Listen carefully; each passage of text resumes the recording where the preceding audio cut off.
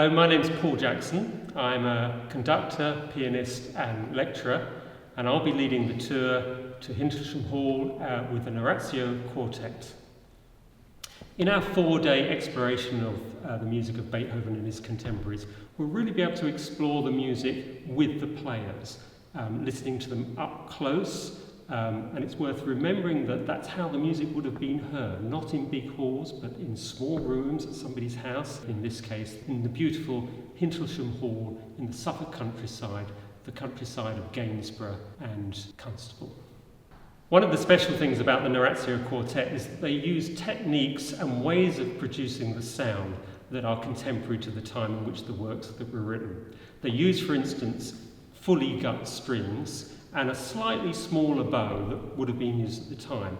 What does this do to the music and our understanding of it?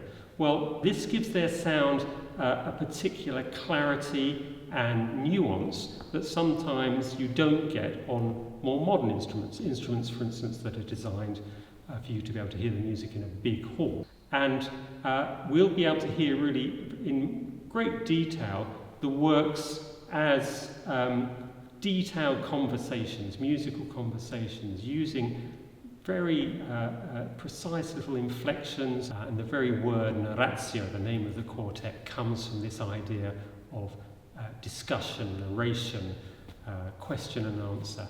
We'll also have a chance to learn more about the works through a series of lectures, some given by me and some by the members of the quartet, with live illustrations by the quartet. But I think, in a sense, most importantly, it's the gaps in between, the chance to speak to the members of the quartet after the concert, over dinner, over a glass of wine, to speak to each other, to share ideas and share responses. All these things together make for a very rich experience, and one which I'm sure you'll come away understanding and feeling differently about the music that you hear.